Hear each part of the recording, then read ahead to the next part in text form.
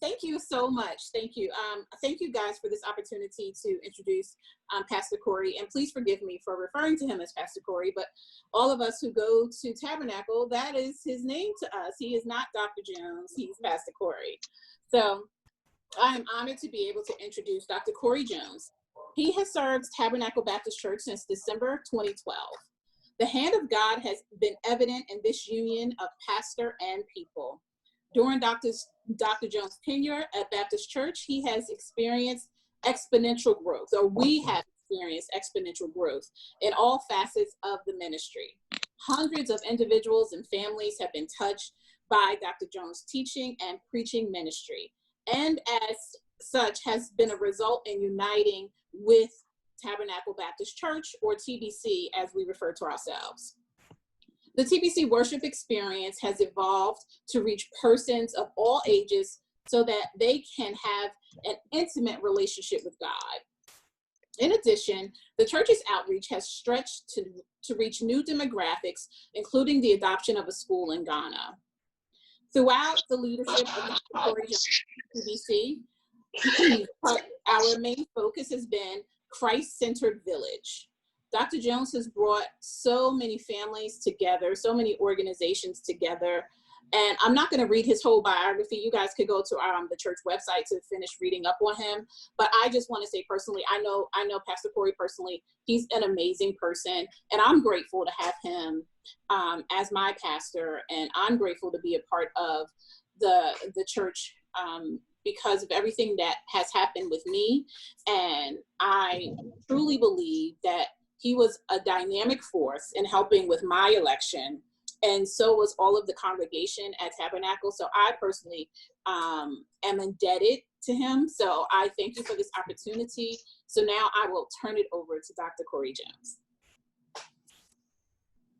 Good evening, ladies. Good evening. How's everyone? Can we get a little wave? I know you guys are muted, so we'll do a little wave.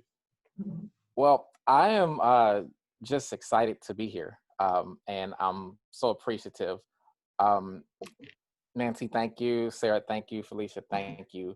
And to all who are here, I appreciate you. I'm here to talk a little bit about a subject that is very near and dear to me. Racism in this country. My parents are from Louisiana. They met in California, interestingly enough, but their roots are northern Louisiana. My mom is from a small town called West Monroe. There's Monroe and then there's West Monroe. My mom is from West Monroe. My dad is from Natchitoches, Louisiana. I don't know if any of you have heard of Natchitoches. He was born in a small town called Clutcherville by what they call Cane River. And he was born May 22nd, 1934. And so I have an interesting perspective on race. I would hear my mother and father speak of it. My mother was really into books and educating me. So I knew about,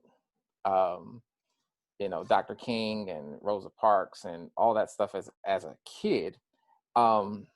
Interestingly enough, she bought me Ben Carson's book, Gifted Hands. I looked at some of it. Lord have mercy, what the Lord has done. But I did have that book in my library, and so I was kind of raised with this understanding of there is race in this world. Race came bowling down my alley several times as a kid. I'll share with you a few of them. One that really comes to my mind, my father was a senior customer service agent at Delta Airlines. And so the family flew for free. And I don't know if you guys remember those days, but you for free, you had to have a dress code.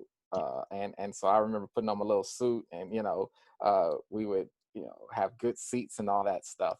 And so I was about maybe 16 or so, and I was flying alone, and I was flying from Monroe back to Los Angeles. I think something had happened where my mom let me stay a couple extra days. It was something like that. And so I came to the counter. A white man greeted me there, and he looked me up and down, and he would never look at me in the eye. And I was very kind and courteous to him, as my mother raised me to be. And he said, "Oh, not in dress code." And I was shocked because I had on slacks, I had on dress shoes, I had on a collared shirt, and I didn't understand why I wasn't in dress code. And I got on the plane, and I was placed on the last row in the back by the bathroom, on an empty flight. And I need you to hear that. Not, there weren't, two people here, two people here, two people here. No, this was primarily an empty flight, and my seat was assigned to the back by the bathroom, the last seat. And I didn't understand it. I just sat there because I was taught, you respect adults. And I got home and told my mother about it, and my mother was furious because she understood what I didn't understand at the time, that a Black boy traveling alone could be placed in the back just because of the color of his skin. I was at the LA County Fair when we saw printed money that said, "Save our land, join the Klan." This is in California, a place you wouldn't think experienced this kind of racism. I was playing baseball as a kid, and it was this white kid named Stevie. And I didn't particularly care for Stevie. I thought he was a little obnoxious, little jerk. But we had a little encounter on second base one game, and Stevie said, "That's why all you niggers are in jail." I want to say I was about 11 or 12. Those are just three examples of the things that I have seen in my life. Now, you couple that with my experience of hearing the stories of my parents. My father telling me about the cotton fields in Louisiana. My mother telling me how, as she's going to the colored school, the white kids are passing, going to the white school, and how they would see one another at the stoplight. And for her to go to school, she had to get on the colored bus and go past several counties because there was only one colored school in the area, where the white kids, they had the opportunity to kind of go to schools in their neighborhoods. And she told me a story where one day they stopped at the light, and the white kids yelled back, "Look at the niggers, look at the niggers." And she had an uncle who was with her on the bus, and actually another relative who was driving. The uncle who was with her on the bus snapped and kind of said some things, and almost got the driver of the bus, another relative of ours, fired because that happened. We had another relative who was traumatized because, well, he wasn't a relative, he's a friend of the family. Another relative supposedly whistled at a white woman, and they grabbed him, they killed him, and they grabbed this man and told him to run over him to make it seem like it was an accidental death. And although my family told him that it wasn't his fault, he was never able to look my family in the face again because he, in his mind, was complicit in running over an already dead human being. So I have a very sensitive place in my heart when it comes to race. When I was growing up, I'm a child of the 80s and 90s. And so I grew up watching Saved by the Bell, right? So this was Saturday mornings. This was the show. If you were, you're a teenager, early teens, you watch Saved by the Bell, right? So you got Zach, all-American white dude. And you got Kelly Kapowski, who's the cheerleader, who's the all-American girl. All the girls want Zach. All the guys want Kelly. It's just the way it is. Then you have some others. You have Lisa Turtle. You have, Jesse Spano. You have a few others there. But Zach was always interested in Kelly. And of course, as the show goes on, they eventually get together. There was one episode, though, where Zach and Lisa kind of had a thing going. Lisa was the only Black person on the show. And it was one episode. I'll never forget it. I was like, oh, he hooked up with the sister. How's this going to go? And there were no more episodes on it ever. And to my Saved by the Bell fans, you know what I'm talking about. It was one episode where he was interested in Lisa, and it never happened again. Why? Because it's not supposed to happen. Zach ain't supposed to be interested in Lisa. He's supposed to be interested in Kelly, the all-American white girl. Now, why do I use this example? I use this example because there's one side. There's the side that my parents taught me. The illustrations that they used, the life experience and examples that they gave me. It's the incidents on the plane. It's the LA County Fair. It's at second base on the baseball field. But then there's this other side, right? And this is the part that I think is really, really unfortunate. Because I watch Zach and Kelly, right? Now forget about the Cosby Show, forget about In Living Color, forget about Martin or A Different World, all that stuff, right? Saturday mornings was Saved by the Bell. Commercials gave me a certain orientation when it came to race. And so in my mind, my goal is to be Zach Morris. And my goal is to find maybe a Black Kelly Kapowski. What's my point? My point is, I go to the University of California, Berkeley. I chose Berkeley because, now watch this, I didn't necessarily want to go to an HBCU. I applied to one. I applied to Morehouse. And I was offended by Morehouse because they accepted me in like late April, May, after I'd been made my decision. But they were the only one I applied to. Why did I only apply to that? Because in my mind, watch this. This is what racism does, and this is what white supremacy does. In my mind, the HBCUs were beneath me because the HBCUs were the schools that only that accepted the kids who couldn't keep up and weren't on par and gave them an opportunity to be educated at a lower level. Are y'all hearing what I'm saying? So now I go to the University of California, Berkeley, because that's the #1 public institution in the nation. That's their rival is Stanford. They're on par with all these great institutions around the world. I'm going there because I gotta be Zach, and I gotta be Kelly in my mind. I have to immerse myself. I have to take myself out of my all Black environment. I have to immerse myself with Kelly and Zach over here and get down with them because, they're greater than, the other schools are beneath them. Now I get there, but when I get there, unbeknownst to me, in my mind, I'm better than the HBCU, but then I get there and I feel inferior to them.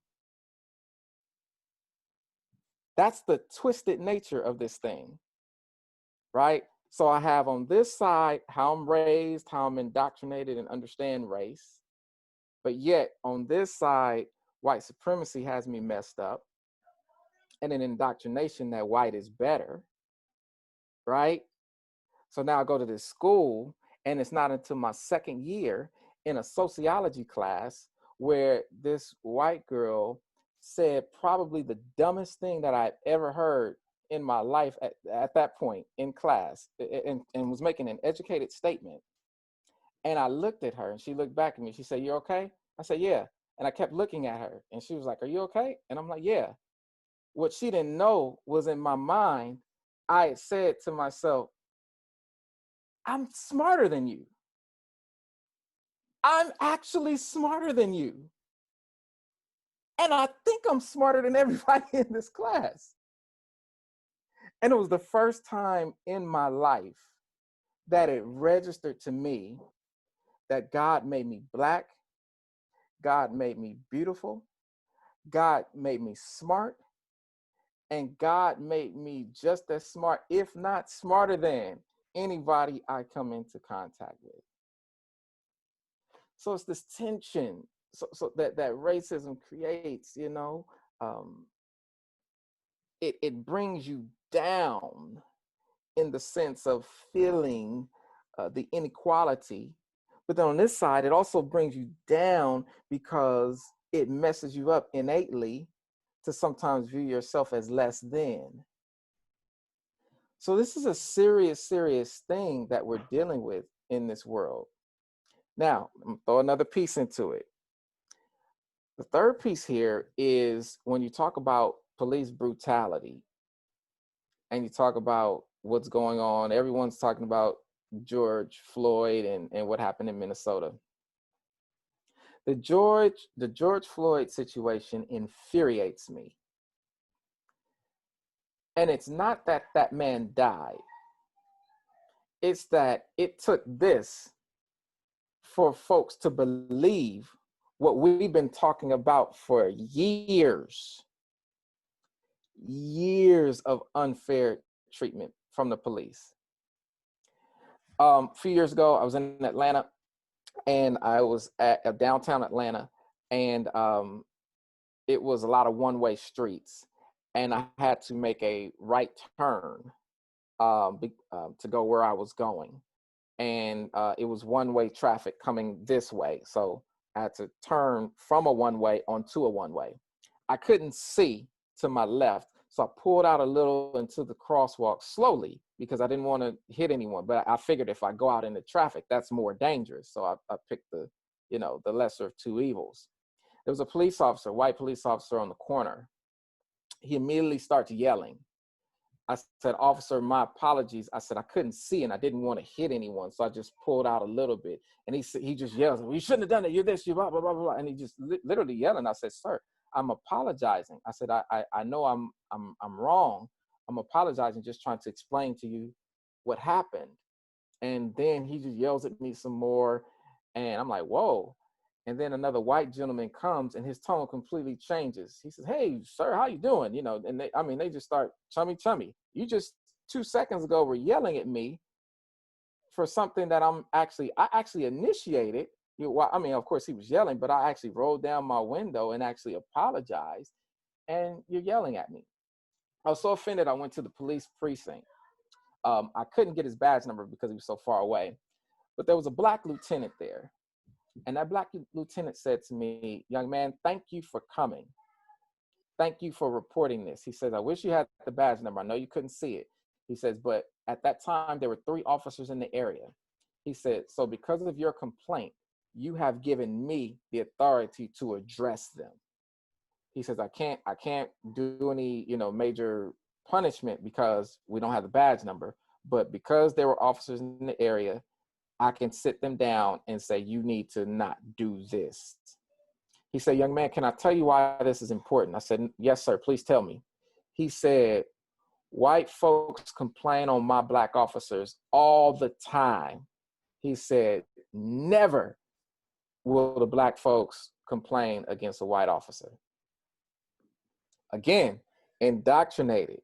It's that mindset. Well, Yes, sir. No, sir.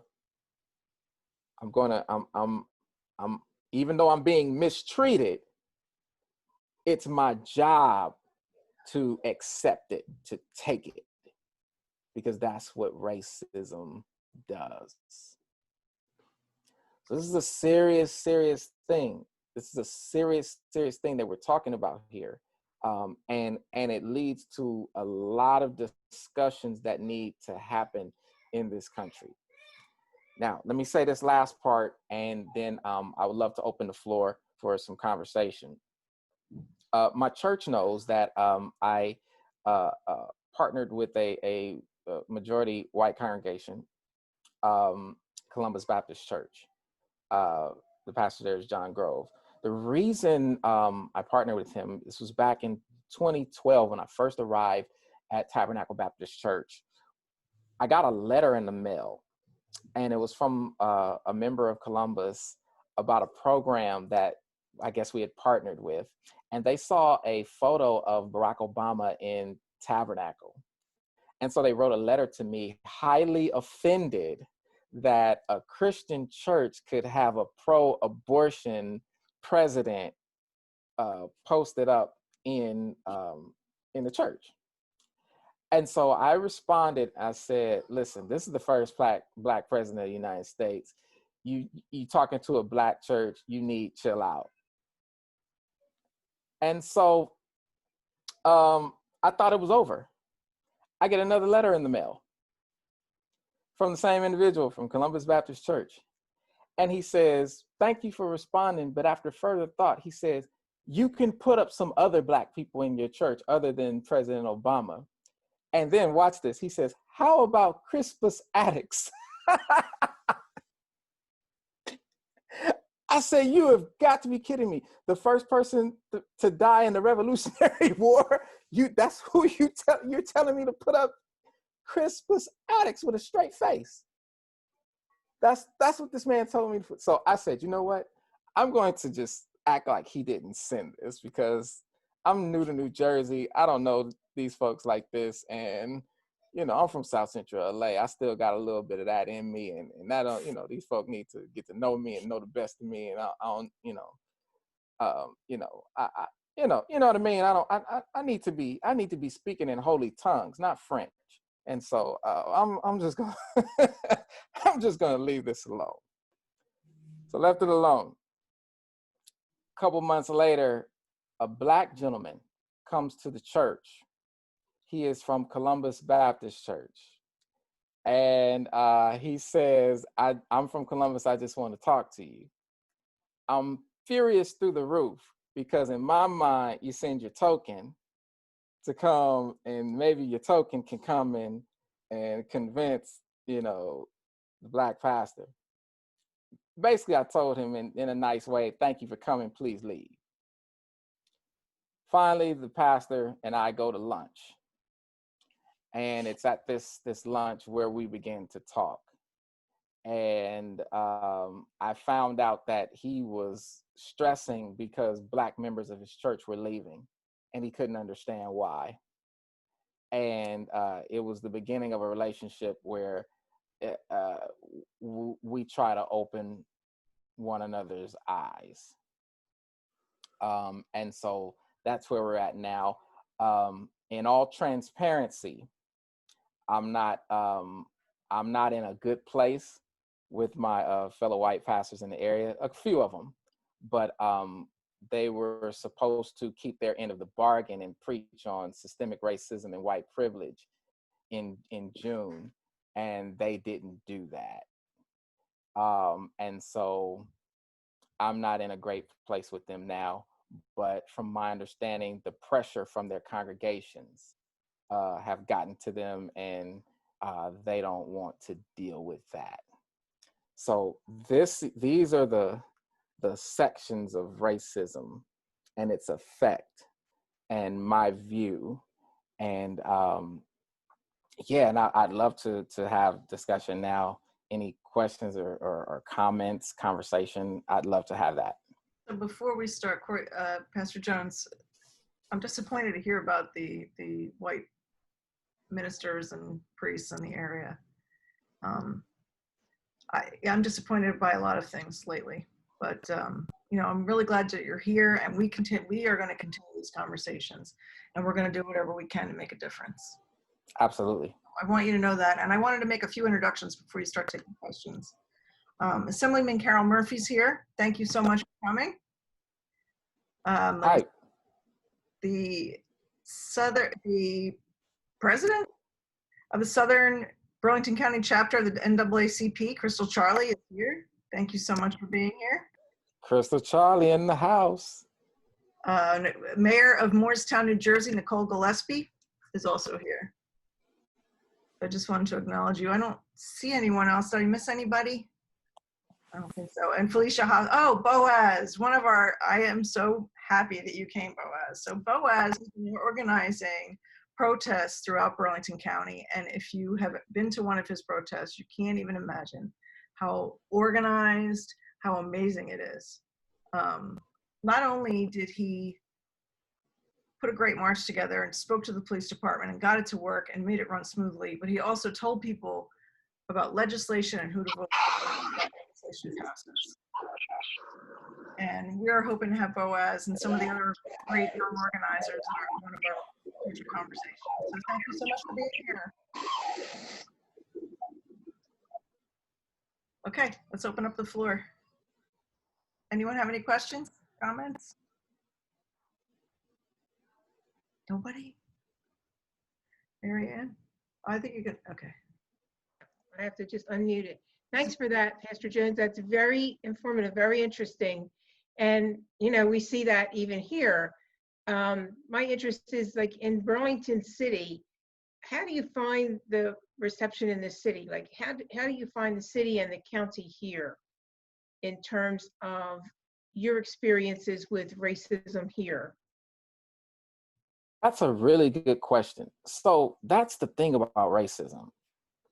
There is overt racism and there's underlying racism. And so my experience here hasn't been anything overt. I haven't been called a name. I haven't been looked down upon. I haven't been mistreated by the police. Nothing of the sort. But what I have seen is going to, for instance, a couple of predominantly white churches and my members being in the congregation, hearing the chatter from white members about the things that I'm saying and how they disagree with it and how, you know, maybe saying a few disparaging things about me. Wow. I've seen some of that. Yeah, that's kind of some of the stuff that I've seen. Can I just say one other thing? Like, sure. For what I know of your church here, that like I'm living in Delran, but I grew up in Burlington Township and I know everybody in Burlington City a lot.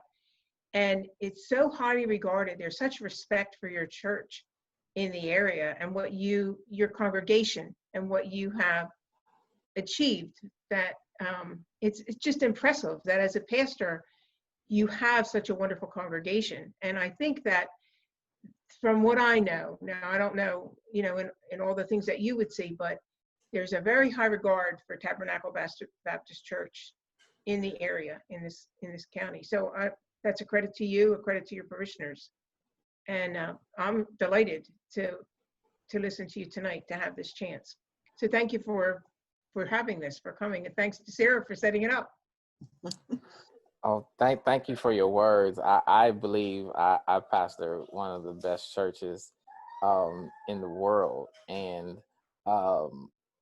I love them more than they'll ever know. And so I'm grateful for them. Crystal Charley, I am trying to unmute you right now. Maybe you can. There you go. Crystal Charley had a question or comment. Crystal? Where did she go? I don't know. She raised her hand. Now she's muted. She's muted now. She changed her mind. Anyone else? Carol? Sorry. Assemblywoman Murphy, sorry. There we go. Can you hear? Okay, great. Pastor, first of all, thank you so much for coming. Thank you, Nancy, for inviting me, and Felicia. It's such an honor to be here. First of all, just what I love about you, I was at your church about 2 years ago when Sheila Oliver was there. And I have to tell you, it was probably one of the best experiences I ever had. So thank you for that. But what I want to tell you, and I feel you are not only a man of God, I'm a woman of God. I believe truly in a higher power. I believe people like yourself are put on earth here to help all of us understand a different way of thinking, a different road to choose. And I believe that, and I'm listening to you. Pastor, don't judge the white pastors so harshly, because I can tell you what they are. They're probably scared of everything coming at them at once. They fully don't understand what this is about. I have to be honest with you, I've gone to many marches over the last couple of weeks, and I have listened. I have heard them. I've talked to my fellow colleagues who are persons of color and my friends, and I'm really trying to be helpful to them. But as a white woman, it's very hard for us to sit here and tell you how to handle something. So my engagement is listening, and I have to tell you that those pastors are probably scared, and the people that might be unjustly judging you, first of all, is unfair to you and wrong, but it all comes from fear. And I would make a recommendation, because I can see you are somebody who wants to talk the truth. I can see you someone who wants to have honest conversations, as I do, about these issues. That I think it only benefits to give them time, to embrace what it is that we're trying to accomplish through our social justice. And yeah, we've passed a lot of bills in the legislature that we hope will make a big difference when it comes to this racism that we're experiencing, that you're experiencing in the world. So I just want to put that out there for you, and also to let you know that I am working with the National Organization for Black Law Enforcement Executives. Also, a gentleman by the name of Elder William Bethia from Christian Coalition out of Trenton. He lives in Burlington Township. And a good friend of mine, Kareem Pritchett, who is a police officer, along with a few other folks in the state and I just spoke with the AG's office today, trying to come together, put forces together to be able to fully understand what we need to do in our communities to make people feel comfortable in their communities, to feel safe in their communities, and not every day wake up feeling as if they walk out of the house, they're going to be killed, or they're going to be discriminated against because of the color of the skin. No one should have to deal with that. And one of the things that I respect about Martin Luther King, one of the things that he said, that everyone is equal despite the color of their skin. And I really try hard as I deal with all of my colleagues and people, and as I don't see color, I see the person. And I'm hoping that as we move forward with folks like yourself and other members of not only your congregation, but places that I go, and my colleagues and people that I come in contact, and through words, that we can make that difference through intelligent, open, honest conversation, and also respect and appreciation that not everything is going to be easily accepted. I think on both sides. So I just want to say thank you for that. Your stories, it really does hit a point with me that I'll be honest with you, growing up, we probably grew up in the same era. And I really was very ignorant to the fact that it was this bad until the last couple of years, where I've actually seen it and experienced it myself. So thank you, kudos to you. Thank you so much for your work. And I am here for anything you need help with in the district and in the state. And thank you. Thanks, Carol. Chris? Thank you. If I can respond to that, Yes. Carol, thank you for that. I want to, there's several things that you said that I would like to respond to. The first is in terms of that you see the individual, you see the person, right? And so I want to really watch my words. So because I have a tendency to be direct, and it can be taken the wrong way. So I hope you've heard me so far and understand my heart and where I'm coming from. So I'm just going to be direct. When you talk about, I don't see the color of a person. I see who they are. For years, that's the same logic that continues to oppress Black people. This is why. When I see a white woman, I see a white woman. Why? Because my eyes, I can't help it. I see a white woman before I talk to her, before I we engage, I see a white woman. Same thing, I see a Black man. Before I see anything, I see a Black man.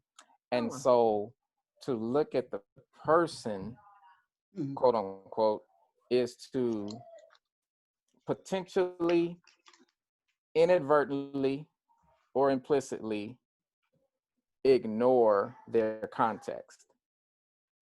Now, I know that's not what you were saying, but that's the implication of it. Because when I try to just see the person, right, and not the color is a part of the person, right? Now, some people, I know some of the Christians will not like what I'm going to say, but it's the truth. Before I was a Christian, I was a Black man. When I came out of my mama's womb, I came out a Black man. I didn't come out saved, sanctified, and filled with the Holy Ghost. That came later. I came out a Black man. And so that is a part of me. That is who I am. And so that's very, very important to understand. Regarding the ministers, and you're very right. When I say you hit it on, you are very right about their fear. But some of it is also willful ignorance. And this is, and then some of it is very, I want to be very careful with what I'm saying.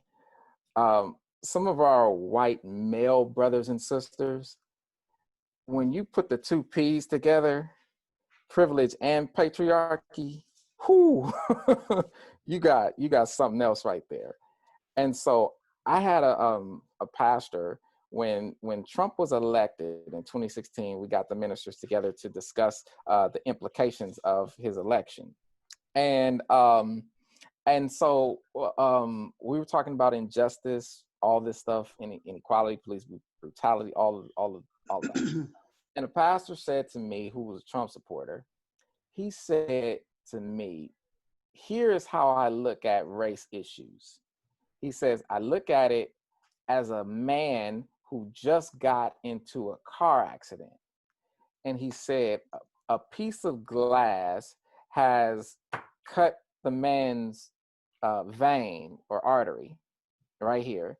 And he says, and he has a broken leg. So he has the cut on his neck and a broken leg. He said the race issue in America is the broken leg, and abortion is the cut on the neck. And I looked at him, and I'll say his name Bob. I said, Bob, don't you ever fix your lips to say something like that to me again. I said, that's the most offensive thing I've ever heard in my life. And I said, don't you dare devalue the lives of my people ever again in my presence. That's because the theological implications of abortion is the unborn, right? So the unborn are more important than the lives that are dying here. And so my argument for the abortion folks is, I get it, because I'm not a big fan of abortion. That is God's life to me. And so I'm not gonna lie about that.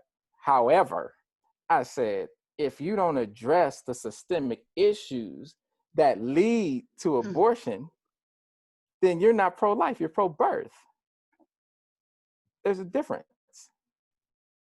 So I just wanted to kind of put those things out. I don't want to belabor the point, but thank you, Carol. I appreciate your honesty, and I think that that kind of conversation is necessary.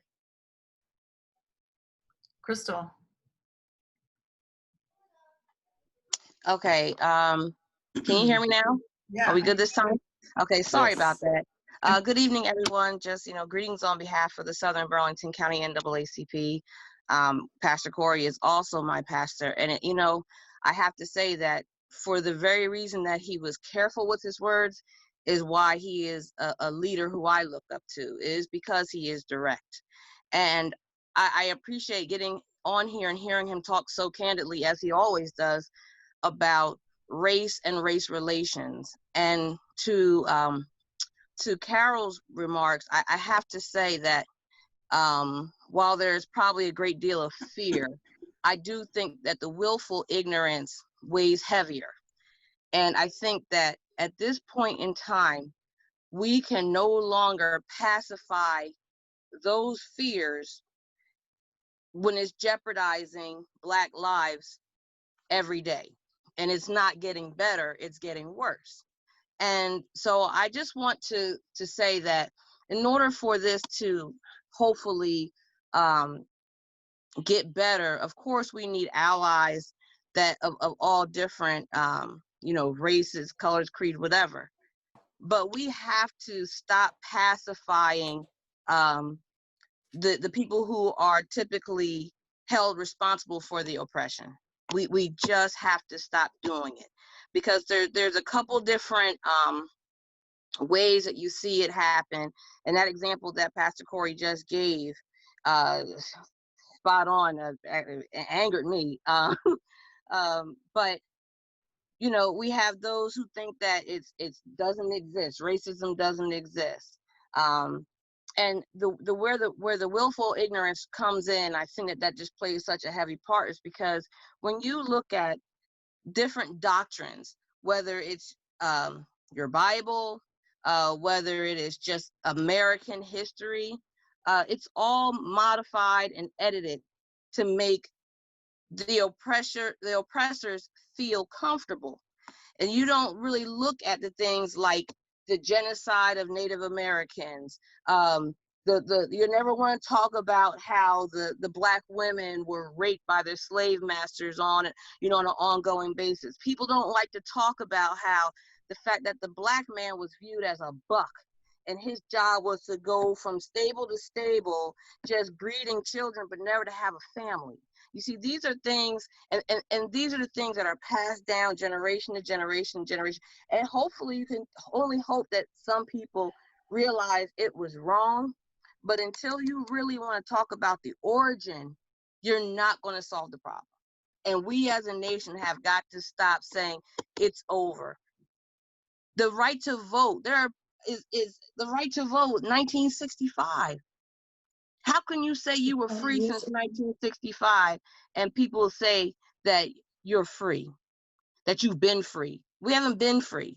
And this is a manifestation of the true American history, not the accepted versions of American history. And when it comes down to our great civil rights leaders, such as Dr. King and Malcolm X and Marcus Garvey, the parts that are taught in the American school systems are the parts that are palatable to people so they don't feel uncomfortable about their history. And that has to stop. So when it comes down to willful ignorance, you can no longer rely on that soft version of history, because it's inaccurate, and it belittles our struggle. And I have to tell you, as a civil rights leader, I am bursting at the seams, because it really has done something to me in the last month, that people are now recognizing what's been happening for 400 years. How does that happen? How can so many people be asleep at the wheel? So I just want to say I'm thankful for this conversation. I don't want to take over the conversation, but I definitely have firsthand experienced racism. And I can also say that as a descendant of a lynched person in this country, that type of generational pain is something that my family has to deal with all the time. My grandfather was lynched in 1954 in Monroe County, Alabama. If you read the Just Mercy book, he's mentioned in it. I'm telling you, you have to deal with the history, and that's not that far back, and I'm not that old. So we have to not act like it's not right here in front of us. We can no longer accept willful ignorance. And if we accept willful ignorance and pacify it, instead of taking the fact that this is controlling and affecting and killing people, we are not going to move the needle in the right direction. That's all I have. Crystal, I'm going to say this for what you just said. So a few weeks ago, a black man is in Central Park, and white woman calls the police on him, right? Mm-hmm. And so people are outraged. Oh my God, she called the police and said, excuse me, that he's threatening her life. That's just wrong. That's just wrong. Now, I'm going to flip this. It wasn't the fact that she was saying he's threatening my life or she's calling the cops, right? It's the ignorance of the woman to not realize that at that point, she just put his life in jeopardy. Right. Absolutely. Did y'all catch that? She just put his life in jeopardy with police brutality the way it is, with the threat of life. Do you think they were going to come in with their flashlights? No, absolutely not. And you know what? She actually made sure she made a point of saying, I'm going to tell them that a black man is threatening my life. So there is intent and there is knowledge of the power of her privilege when she makes that point. Exactly. And that for me is the critical piece, Crystal. Yeah. And why I like Bob, the guy I had words with, why it's so difficult for us to talk, because for me, right now I'm at a point, and you all have to pray for me with this, but I think this is where a lot of us are. I think we have to have the conversations about privilege. And there has to be an acknowledgement that privilege exists. If there's no acknowledgement that privilege exists, then we're all wasting our time. We're all wasting our time. The reality is that our white brothers and sisters have a head start based upon the color of their skin. And their privilege gives them the ability to say and do things that we can't do, right? And to have an understanding and a worldview that we can't have. And that's the reality. Absolutely. Thank you, Crystal. Boaz? Hi, hello everyone. I just had two questions. I had one for Carol, if you're still on, and one for Dr. Jones.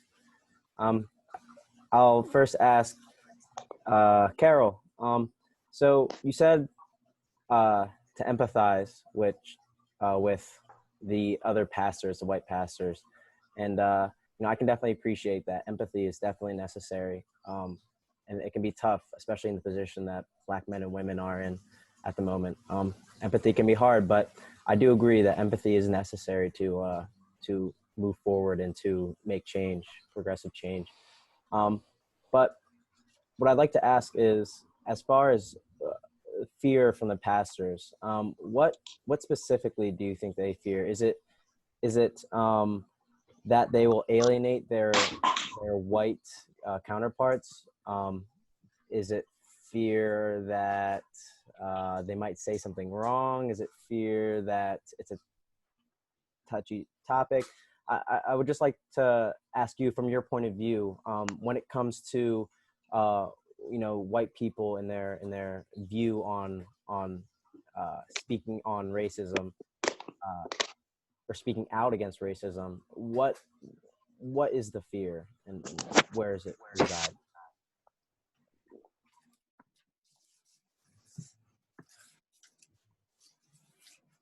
Okay.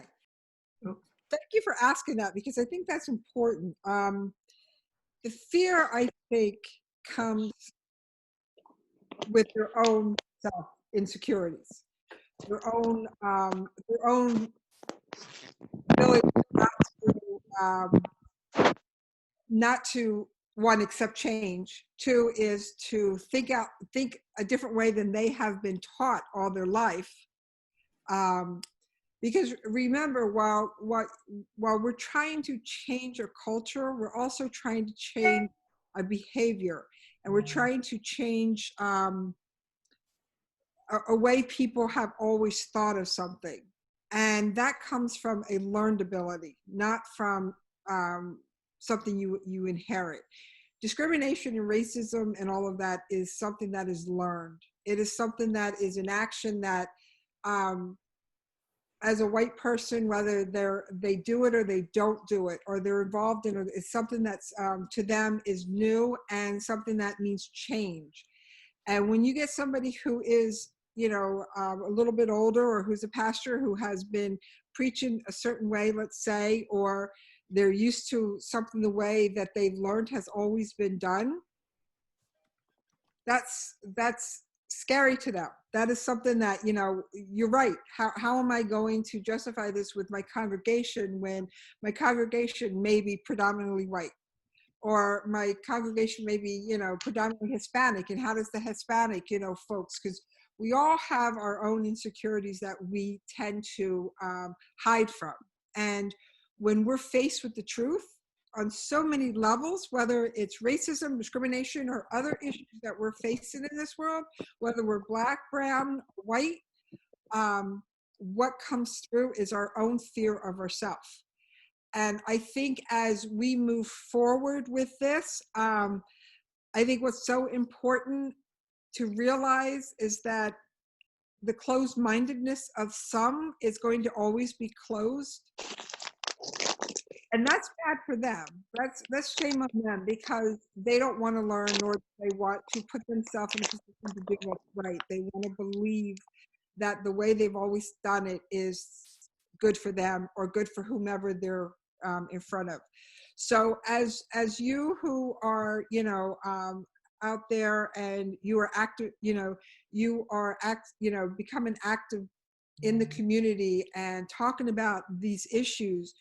And that goes with me as well. When I'm sitting there, for me to stand up here and to speak at these rallies, it's hard for me, because to be honest with you, I'm learning what this is all about. I'm learning that what I learned back in the day when I was younger isn't true. And I'm seeing, and I've always seen this, even for the last 10, 15 years. And I've made, great strides about it, because I've always had a few friends who are women of color or men of color I can have free and open conversations with about discrimination, about racism, about the impact that it has not only on men and women of color, but also of white women and men, the impact it has on them. And the fact that we just, some of us don't understand what it's all about. Some of us don't want to learn what it's all about. And some of us who want to learn more seem to create more problems when they try to learn more. I think it's all about what you had said. It's all about change. It's all about scaredness of the parishioners, are they going to get backlash from the parishioners? Are they going to lose their way when they're trying to make a change in a room full of people who maybe don't want that change or don't understand that change? So, I mean, this is what I'm saying. And I'm listening to you, who is a young gentleman, and when I'm sitting here, talking, and I listen to the pastor saying about not seeing color but seeing the person, he's right. I've always learned that you don't look at the person's skin on the color of their skin, because to you they're another person that's equal to you. So when we see a person, we equate a color with just equality, not a color of the person's skin. So, and to be honest with you, Pastor, from now on, when I see a person, I'm going to say it's okay to see a Black woman or a Black man, but it's also not okay to think that they're anything but equal to me. So go ahead, I'm sorry. You're muted again. Wait. Okay. Thank you, Carol. I very much appreciate your insight. I would just like to, before I ask Dr. Jones my second question, if that's okay, I'd just like to address, so I understand the fear and the anxiety that can come along with, when you first learn something, because, the unknown can be, can be scary sometimes, and can be, uncertainty can be definitely nerve-wracking. I'd also just like to put into perspective maybe that the fear of the unknown, I don't know how much that really stacks up to the fear that at least I have personally have felt in certain situations, and I mean, the fear simply to talk to police chiefs, talk to police officers, have to converse with them in certain ways, and to ask them, hey, don't say this, or please don't act that way towards these people. And I'm only 21. Also, being responsible for hundreds of adults and other people can also be kind of frightening for me when I lead protests and marches. But I think it's if there's a time for people, especially white people, to overcome their fear and to to take this time and opportunity to speak out and speak with the Black community, speak for the Black community, and come from a place of understanding and patience. I think the time is now. I agree with you. I agree with you. That's why when I go to these marches, I'm standing there in unity with you, even though I don't know what to say. Besides, I'm with you, and that I'm here for you, and I'm listening, and I'm hearing you, and I want to do better. But you're absolutely right. The fear that some of the white folks that are feeling doesn't compare to what you're feeling. Not in the least bit, but I have to tell you, to them, it is a fear of the unknown of making ignorance. Change. Okay, make a change. Okay. Yes, and I think together, with a little bit of respect on all ends of the field here, I think that we can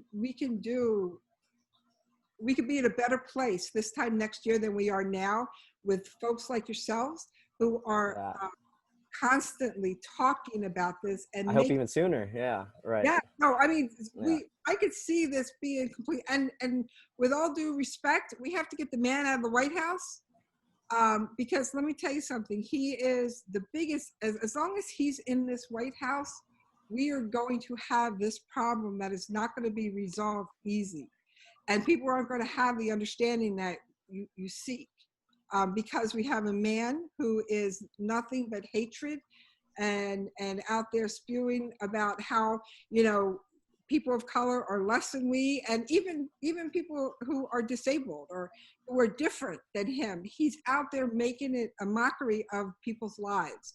And, that is why, as we move forward, we have to assure that while if someone doesn't understand what you're talking about, or doesn't understand what something is, they have to learn it, and they have to understand that this is the way it is. They might not agree with it, but the respect still has to be there. Carol, thank you so much. I know that Boaz wants to ask a question of Pastor Jones, and some other people have some questions. Yes, thank you, Carol. So Dr. Jones, I just wanted to ask you about, you said that there was some sort of discussion with the pastors to have them speak on racism. My question to you is, did you happen to sit down with them? And it's a very naive question, because you seem like a very intelligent person. I'm sure you did something along these lines. But did you sit down with them and talk to them about what they should and would need to talk about when it came to the topic of racism, and which they eventually did not do? Did you have that discussion, and did they seem like they knew where you were coming from, or knew how to present the information that you gave them, if you did? Good question. So we had so when all this was going on, one of the ministers in the area sent an email out and said, hey, we need to talk about this. We need to wrestle with this. And I was like, nah, I'm not doing anything, because I was just in that place, you know. Yeah, Like, I get it. Yeah, I'm just not doing anything. But then another a Black colleague of mine said, Cory, you know, you got to do this. You have to do this. I said, okay, you know what, I will. And so we organized a Zoom meeting and we talked about it. And I expressed where I was, and we talked about what we can do. You know, they were talking about prayer services and all that kind of stuff. And I'm like, yeah, I'll pray at home. Like, I'm not, I'm not in the prayer service mood. Like, you guys have to come a little better than that. So then the idea came that each pastor would preach on the subject of white privilege. And so we picked the date where that would happen. In the meantime, several of them would come to my church during the service and make a brief statement on white privilege and white supremacy, kind of extend an olive branch and say, you know, we apologize for the heritage of our people and the damage that has been done, and let's see if we can move forward. Because in that Zoom meeting, I said none of this happens unless there's some type of acknowledgement of what is happening and what has happened. If someone slaps me and they say, oh, I'm sorry, right? Well, what are you sorry for? Well, I'm sorry you're in pain. Well, that doesn't help me. Are you sorry for slapping me? Right. You know what I mean? And until you're sorry for slapping me, instead of sorry for the pain I'm feeling, you have consent to slap me again until you acknowledge that slapping me is wrong. Right. And so that was the key. And so we had that conversation. They said they were going to preach. I followed up with an email and said, okay, thank you for this coming Sunday. It's coming up. You guys said you were going to preach on this subject. Hey, you know, let's reply all with some links to the sermons, or, you know, someplace where we can find it on, you know, Facebook or YouTube or something. And so when it was all said and done, only one pastor submitted a link, and he was one of the pastors who was like down for the cause anyway. So although I was grateful for his link to his sermon, it wasn't really helpful to me because he's one of the ones that understand the concept. Nobody else responded. Right. And sorry, if I could just get one more question. I'm so sorry.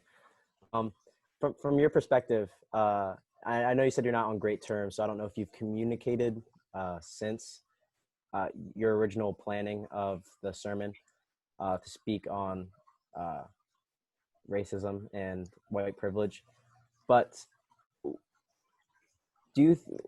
how do you feel about, do you agree with Carol? And I don't mean to, you know, start I don't mean to incite anything, but I'm just wondering. This is conversation, brother. You're fine. Do you agree that they were coming from a place of fear?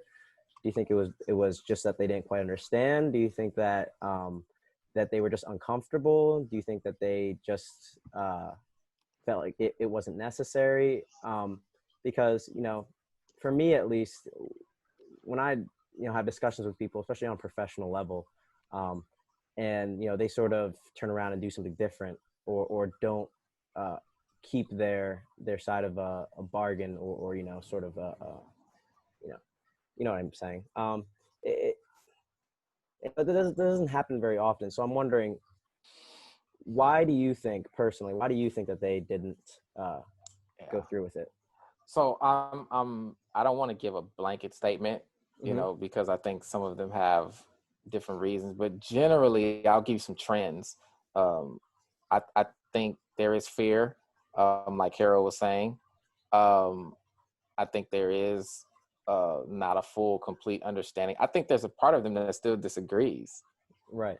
Because that's what indoctrination does. It's hard to rid yourself of what you've been conditioned to believe your entire life, right? So, you know, if you've been conditioned to believe that these are isolated incidents, right? Oh, that's too bad, right? That's how you get the broken leg analogy. Oh, that's too bad. It's not systemic. It's not perpetual. It's not, you know, it's just something that comes around every once in a while. and you hear this statement like about the police, oh, it's just a few bad apples, instead of systemic issues that exist, right? So I think that's another piece. And here's the big one, where I think this was a lot of the pastors. When you start talking about this stuff, and Carol, maybe you can just give me a thumbs up if I'm on it with this, or a thumbs down if I'm not. When you start talking about a lot of these issues in majority white congregations, you have families that leave. Like they say, we don't come to church for this. This is not the gospel. And so they leave. And when they leave, they take their tithes and their offerings with them. And budgets go down, money goes down. And eventually, you have leadership that goes to the pastor and say, hey, you can't talk about this stuff anymore. And it creates all kind of, issues within the church. So I think that's a real big reason. Thank you. I appreciate it. Thank you for answering my questions. Thanks, Boaz. No problem. Suatu. I'm having a hard time unmuting people. Yes, thank you.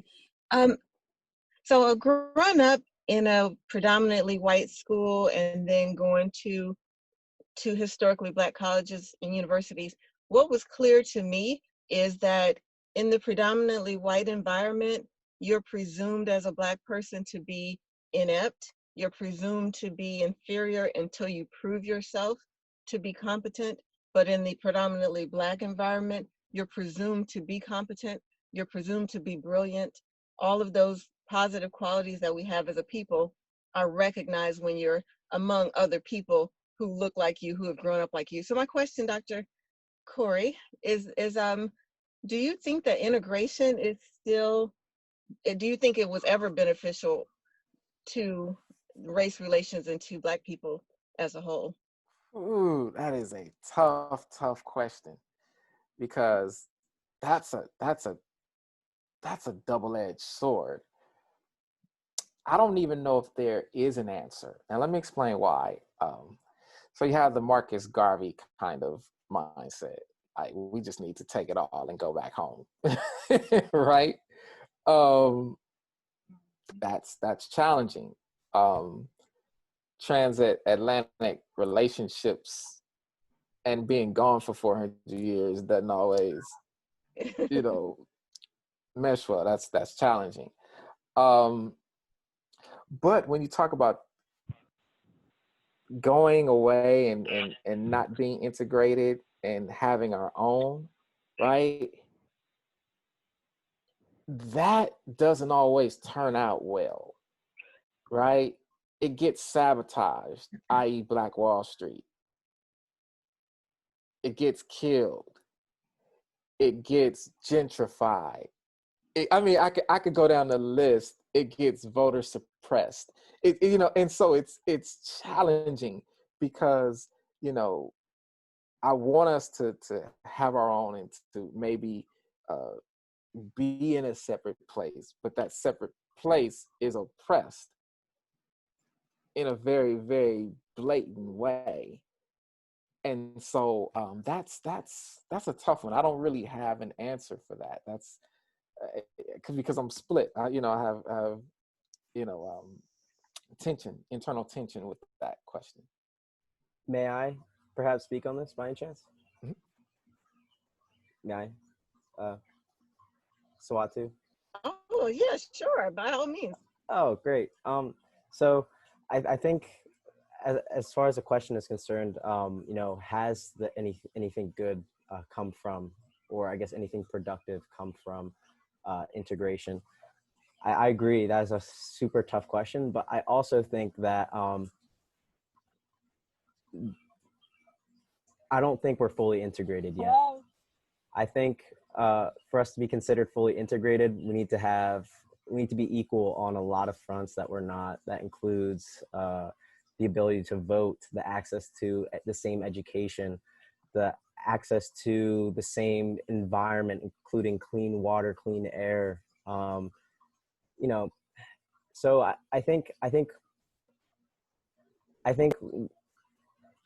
don't think we're quite integrated yet. And I feel like with integration comes equality. With equality comes progress, and with progress comes positive change. So I just wanted to, put my 2 cents in there. Thank you. Thanks, Boaz. Watcha, did you have anything else? Well, I asked the question because I think the assumption is that putting Black people in the vicinity of white people is somehow going to make the benefits trickle down to us. And it, just like trickle down economics, it's never happened. And at some point, I'm not sure if we need to start just solely looking within for the solution and make things not just equal, but maybe superior. That should be our goal. But because asking externally, please help us, please give us this. I mean, the human nature, in my opinion, is that you tend to gravitate toward people who look like you. You tend to care about their issues. Probably not many of us on this call are wondering about somebody with no legs in another country. It's just not our struggle. And so that just isn't foremost on most of our minds. So that's what I'm thinking. Maybe integration actually took us backwards, because when I see the influence on our people, it hasn't been predominantly positive, in my opinion. That's a fair argument. Marcus? Marcus has a question or comment. Greetings, everyone. This is Charley-Sibley. My question is for Pastor Cory. Pastor Cory, again, thank you for always being involved in this fight. We absolutely appreciate you. I had to interview Pastor Cory for a documentary for the statewide NAACP, and we spoke on the intersectionality between the civil rights origins and the church. And it was a great discussion, but it always makes me wonder why more churches aren't involved, because the civil rights is a term that was created, but the reality is human rights. Human rights are violated every single day. And if you have these churches, and there's no institution in more cities than churches. So if you have a pandemic that was here long before COVID, and you have people constantly being abused, constantly assaulted, constantly bullied, and constantly murdered, if you have a human rights violation and you have churches everywhere, on those front lines should be church members. On those front lines should be pastors. Every sermon should have a human rights component. We're speaking about the Black Lives Matter movement being why there's even a need for a Black Lives Matter movement. I shouldn't have to look at Pastor Cory as a beacon of light when there are thousands of pastors that should all be doing what Pastor Cory is doing. So my question is, how do we as church goers get everyone understanding that a part of our doctrine is to protest injustice? Part of our doctrine is to be on the front lines fighting for equality because Black lives are targeted. So that's kind of my question to Pastor Cory and also to anyone. How do we get other people angry and invested in this fight so it's not the same few people on the front lines fighting all the time? Thank you. Good question. I think at its core, your question is theological, right? And if you take it to how we are educated from a seminary perspective and the dominance of white evangelical theology, that's where a lot of your core is. The theological foundation, the theological presumptions and assumptions of many of our Black pastors are not liberation oriented. There is what's called liberation theology, Black theology, womanist theology. These are perspectives on Scripture and the church that are centered on oppressed people. But if you're not really thinking about that, and you're more interested in other stuff, then your theological persuasion will take you there, and you will, in essence, teach the theology of the oppressor, quite frankly. And that in and of itself becomes problematic. So when I think that way, then all I can think about is gay marriage. All I can think about is pull yourself up by your own bootstraps. All I can think about is abortion. Those are because those are the talking point issues of conservative evangelicalism. And unfortunately, that has permeated our pastors and our churches, and that's what we get. In addition to that, is a prosperity gospel. Now, be very clear. I believe in prosperity. Hallelujah. Let it rain. Open up the windows, Jesus. Please let it fall down. I'm all for that. But that can't be the totality of your ministry. That can't be the totality of your message. And so I think that's really the main thing. And there's been a conditioning to think that way. There's been a conditioning to, he wasn't speaking to me today. I've heard that before. Pastor, why you got to talk about that? Well, that's what Jesus wants us to talk about, right? Last I checked, the Spirit of the Lord was upon me, for he anointed me to preach the gospel to the poor, to the broken, to the prisoner. Pretty simple to me. Thank you so much. Sarah, did you have a? Yeah, I just wanted to go back to the statement of integration versus segregation. As a product of, I grew up in the South, in a segregated South, went to segregated schools, went to HBCU, Elizabeth City State University, proudly graduate. So I know what it was like when Black folks had their own businesses. Black folks had the hair salon. It was owned by Blacks. The products, little corner grocery store owned by Blacks. All of the political action was through our Baptist church. So everything was in the Black community. And it wasn't until actually I moved to New Jersey and got a job teaching in Hamilton Township, which is a predominantly white Italian school district, was my first interaction with a lot of whites. Prior to that, I had very, very little interaction.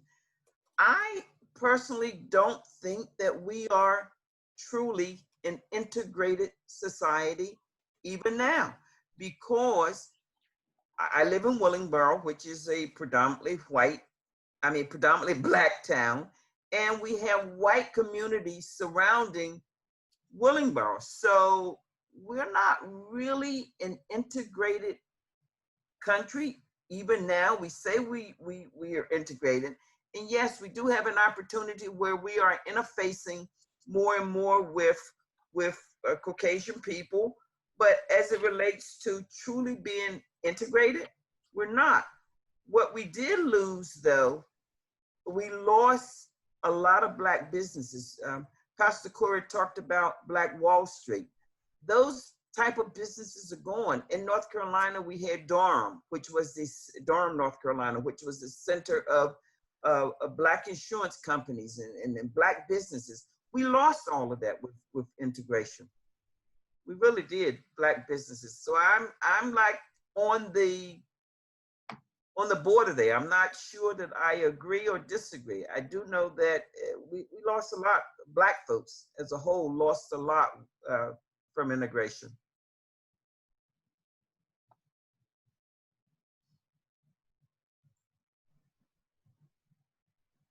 Cory, did you want to comment on that? Because we have a question from Nicole. Wow, yeah. I think that's the tension that I face. I mean, I when you talk about integration, I mean, I grew up in South Central LA, technically in an integrated society. All my neighbors was Black.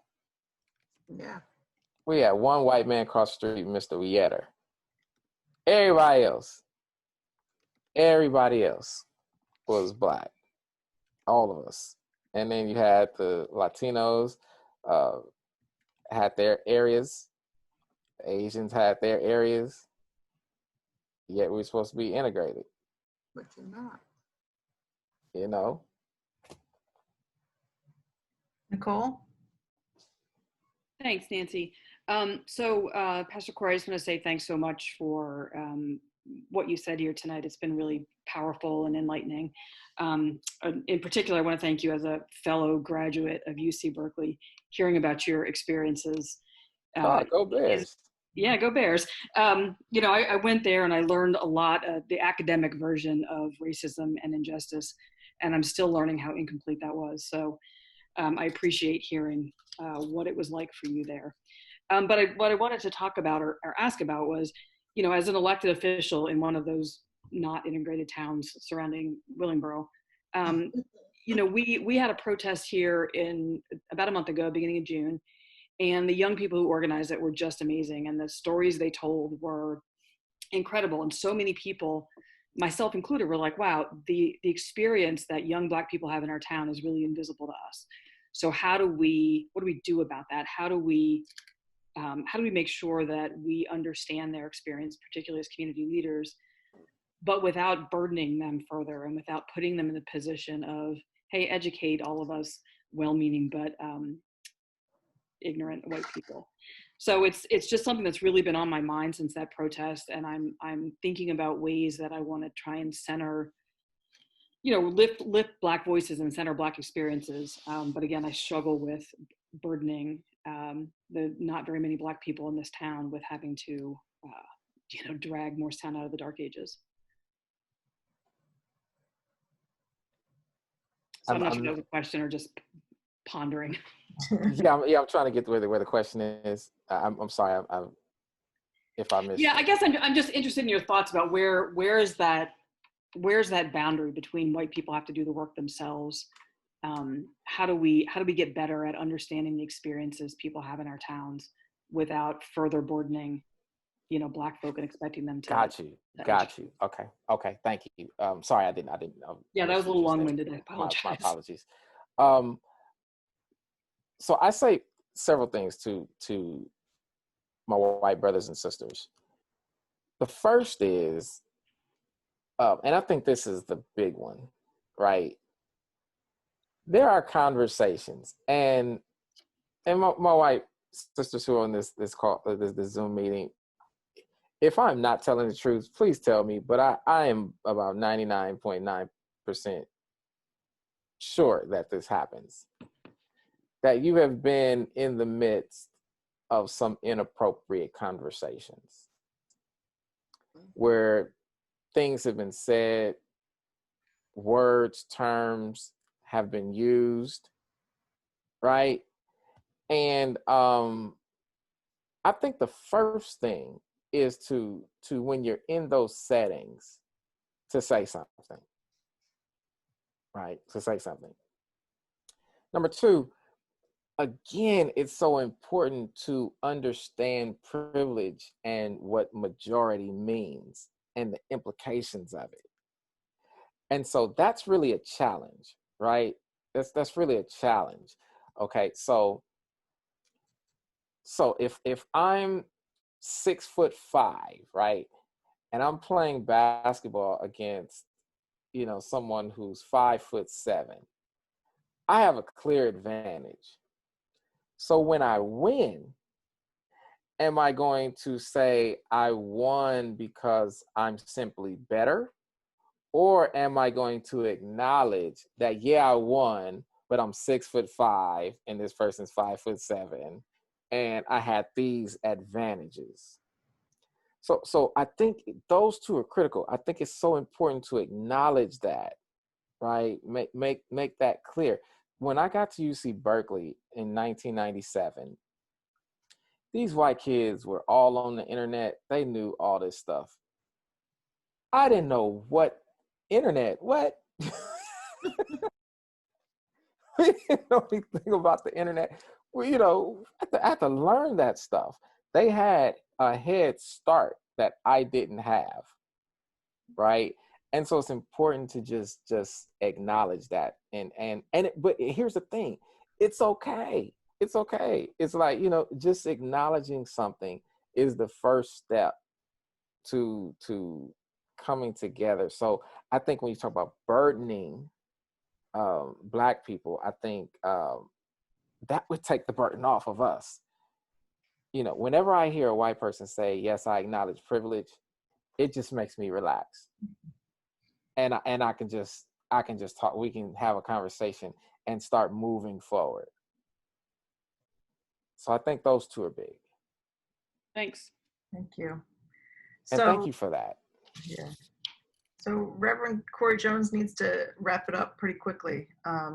Crystal's had her hand raised for quite a while, so we're going to take Crystal and then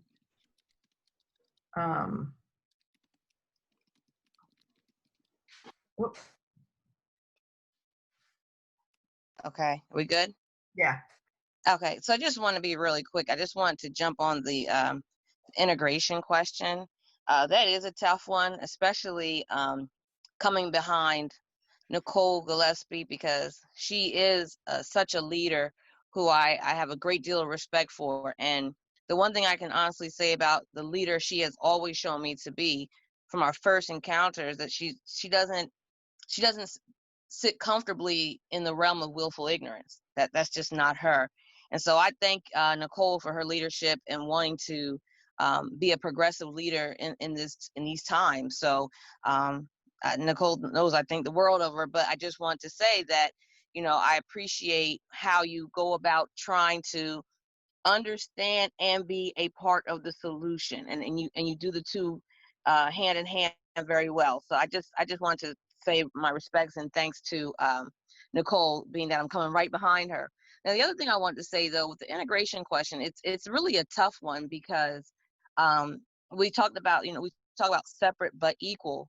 But what I think what was missing was separate but equal with equity.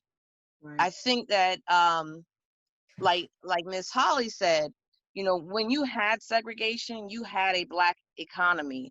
You had a lot of Black businesses that right now, Black businesses continue to suffer when it comes to trying to get certain kind of business loans. You face all sorts of discrimination when you're trying to do right. And when you think about like the predominantly the wealthy Black communities, like your Tulsas, and what happened when you were doing right, you had your own money, you were thriving, then it was destroyed.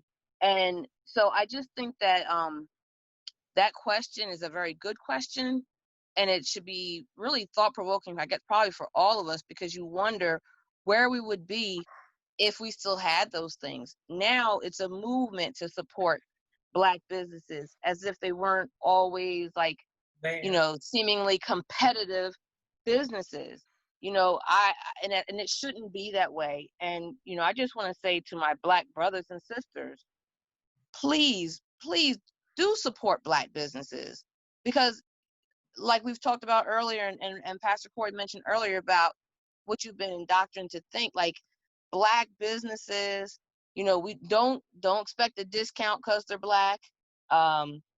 Just like if you go to a 7-Eleven and you pay for that very up-priced mayonnaise that's $5 there and $3 someplace, and you don't complain for the Black businesses either. We have to remember that Black people have a real economic strength in this nation. We have the largest spending power, and how we do it is really, really important. We have to be responsible, and equality is just not enough. Equality is like real basic level. It's saying, I'm going to give you 10 books and I'm going to give you 10 books, but you really needed 20 books. 20 books is where the equity comes in. And when we start to look at how we're going to change things, we have to move it past just wanting equality. We want equity. We want to have the same things that white people are given in order to really be made whole. Otherwise, the segregation piece is a little more appealing, because you want to see Black people thrive and not have to fight for their every dollar. We've invented so many things in this nation, yet when it comes to our own businesses, we're always at the bottom of the barrel, and it's just not fair. It's just not right. Well, And I just want Crystal, to thank Pastor Cory. I just want to thank you for your responsible leadership, because not all leaders, when they have a platform, use it for their good, and you consistently do that. And you take things for what they are. You give historical facts right down to the origin of the religion you preach on, right? And who's who, and all that plays into, I think I know it's why I'm a member of your flock, but the community needs you, and we want you to stick around and continue to do what you're doing. So that's all I have to say for this evening, but thank you for everything you've done. I appreciate that, Crystal. You mean the world to me. So you and Marcus, thank y'all so much. I think there's something that I need to say to what you said. Again, this is the consequence of white supremacy and racism in this world, right? You talk about Black-owned businesses and things of that nature, okay? So what we are inherently taught is that the white man's water is better than our water, right?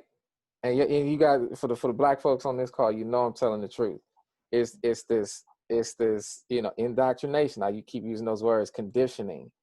It is okay. If I have a Black plumber and a white plumber, right? Both know how to unstop my sink, right? Part of me says the white man is going to be more efficient, and I'm not going to have no problems. And so that kind of stuff, that self-hatred, you know what I mean? It really has to be eliminated.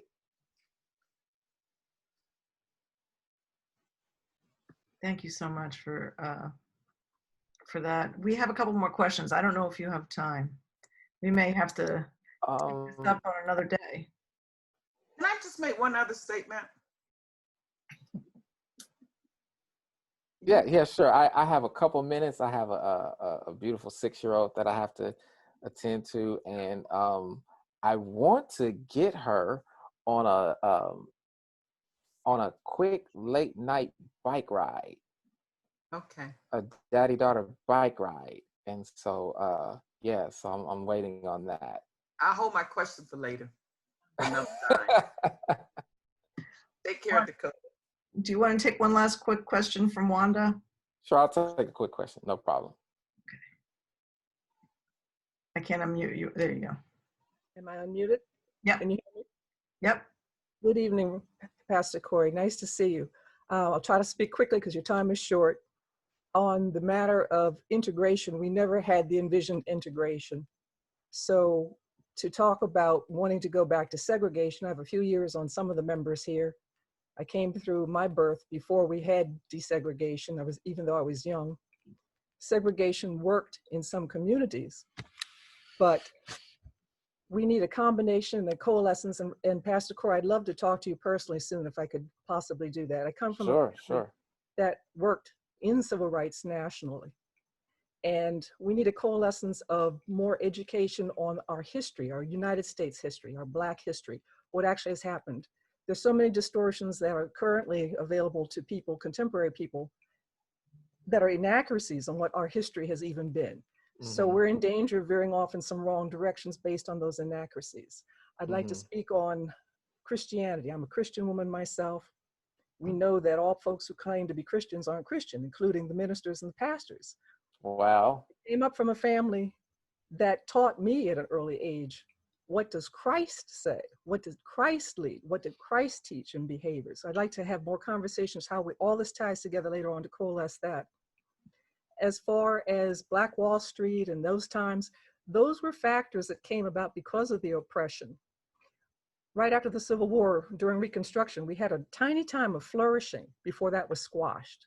So we can't applaud, oh, right after the Civil War, that was a great time. No, it was squashed.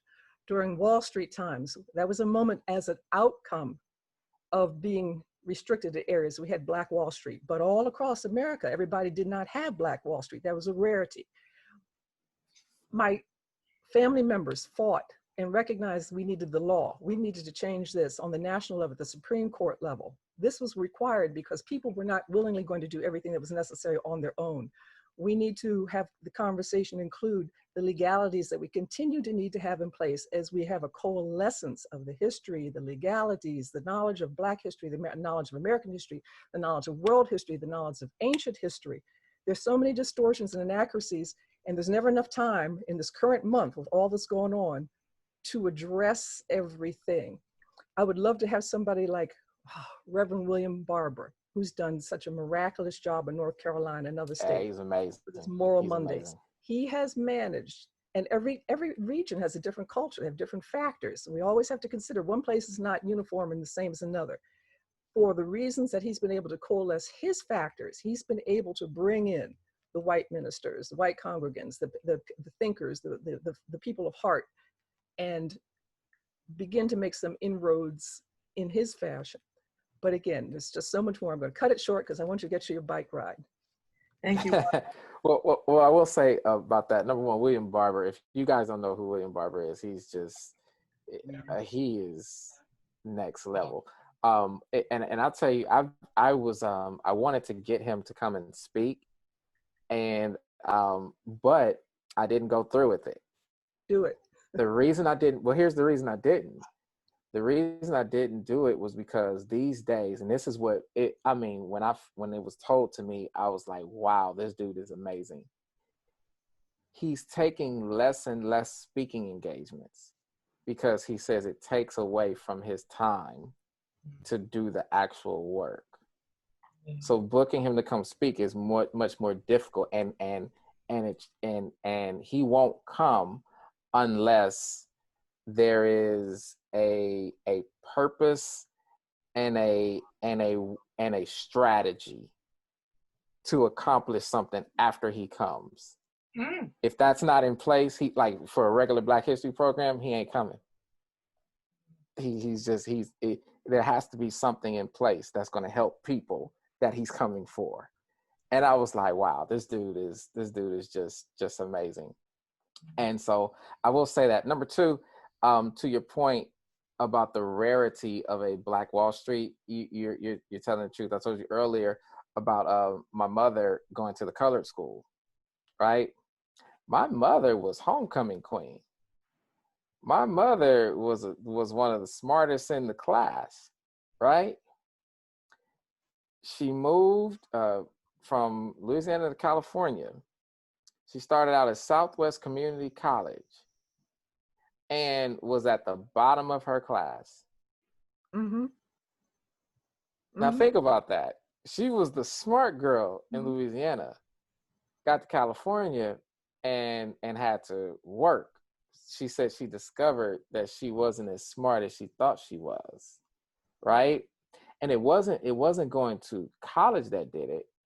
It was the quality of education at the school bus, the school bus with the white kids and her. It was the quality of education, the difference in the quality of education at her colored school because of various reasons, lack of resources, all kinds of stuff, than it was at the white school. So that's why I wrestle with that I can't give that answer about the integration segregation piece, because I see the downside of that segregated piece. So it's a challenging question. So thank you for that, Wanda. Thank you. My cousin fought for legal desegregation for the stated reason that he said segregation was never equal. Yeah. Right. Never was, never will. Pastor Cory, I really want to thank you for being here, and I am thrilled that so many people wanted to be part of this conversation. I hope we can continue this. I think that there are more chapters to this. More, one conversation just isn't enough. And absolutely, I feel very strongly like Nicole does. We want to move forward in a different direction. We don't want this to continue. Yeah. We feel passionately about that. Neither one of us are going to let this rest. And hopefully we can get more people involved, more white people involved, that are willing to step up and not be scared and, do the right thing. Yeah. I mean, at this point, I think it's way beyond the right time. Absolutely. I want to thank you for being here, Boaz. Thank you for being here. I'm excited about what you're bringing to the table these days. Crystal, Charley-Sibley, thank you for being here, and Marcus, and all the members, Nicole Gillespie, and all my members for the chapter. Thank you for coming, and all our guests. So, thank you so much. Thank you, Nancy. Thank you. I'd love to do it anytime. That's great. Maybe we'll do it again. Have a good night. You too.